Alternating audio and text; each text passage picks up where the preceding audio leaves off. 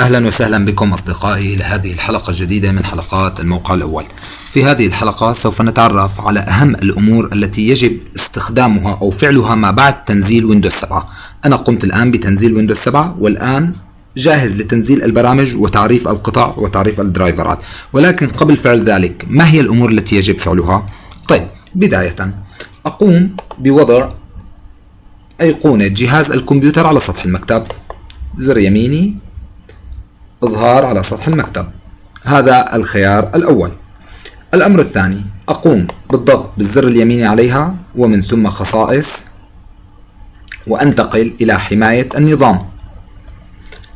تكون على السي بشكل تلقائي مشغلة، وهي لأخذ نسخ احتياطية تلقائية كل فترة والأخرى لكي عند عطب الويندوز تقوم باستعادة النظام. أنا عادة بعد تنزيل البرامج أعمل على برنامج النورتون جوست وأخذ نسخة احتياطية عن طريق برنامج آخر. لست بحاجة إلى هذا الخيار، لأن هذا الخيار أصدقائي يأخذ من مساحة القرص، وكلما كثرت النسخ الاحتياطية تلاحظ أن حجم السواقة سي سوف يكبر، سوف تزداد المعلومات هنا، وأنت لا تعرف ما السبب. السبب هو زيادة حجم النسخة الاحتياطية التي يأخذها باستمرار الويندوز. إيقاف تشغيل حماية النظام، تطبيق نعم سوف يحذف جميع النسخ القديمة، أصبحت 0 بايت، بإمكانك إعادة هذا السهم للأخير، موافق. الآن أصبحت مغلقة على جميع السواقات. انتهينا من هذا الموضوع. الآن ما هنالك من أمور أخرى أقوم بالعمل عليها بعد تنزيل ويندوز 7. أذهب إلى لوحة التحكم. في لوحة التحكم إخواني تكون الرموز بهذا الشكل، أقوم بوضعها برموز كبيرة. بداية أذهب إلى ويندوز أبديت، تغيير الإعدادات وأضعها بحالة عدم البحث عن تحديثات وإزالة إشارات الصح من هذا المكان. تمام، عدم البحث عن تحديثات وإزالة إشارات الصح عن هذا المكان، موافق. أعود إلى لوحة التحكم، أنتقل إلى حسابات المستخدمين.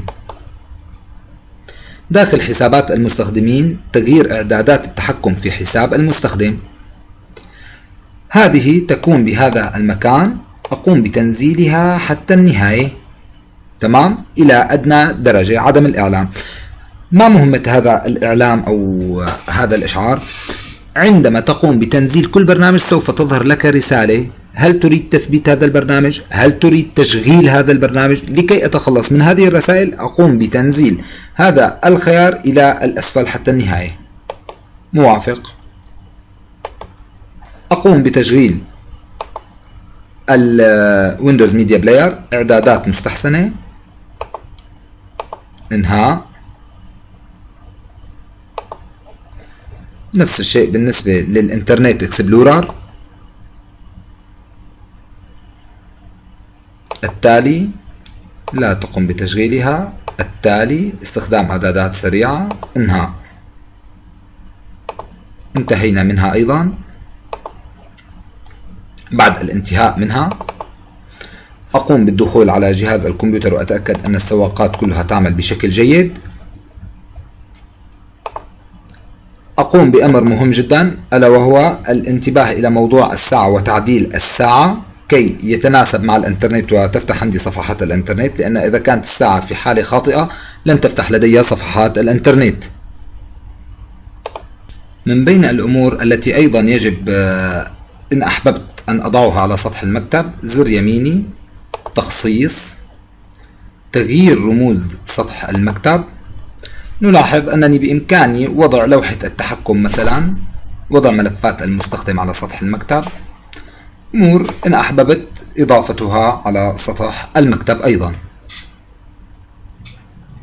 الأمر الأخير أصدقائي، وقبل أن ننهي كل شيء، أنتقل إلى شاشة التوقف إن أحببت، وأنا عادة أضعها بدون شاشة توقف. تغيير إعدادات الطاقة، أضعه بحالة متوازن.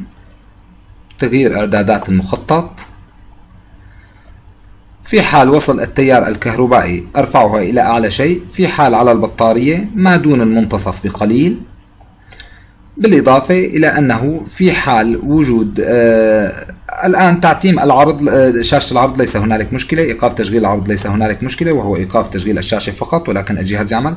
إن كان هنالك خيار موجود هو وضع الجهاز في حالة سكون، أنا أضعه في حالة نيفر أو لا أو أبدا، أن لا يضع الجهاز في حالة سكون نهائيا. حفظ.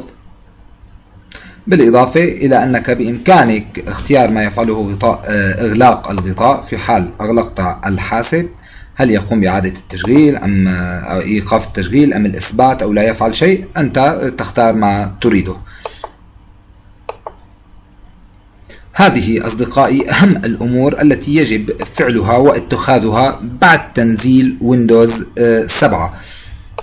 شكرا لمتابعتكم، وإلى اللقاء مع حلقة جديدة من حلقات الموقع الأول.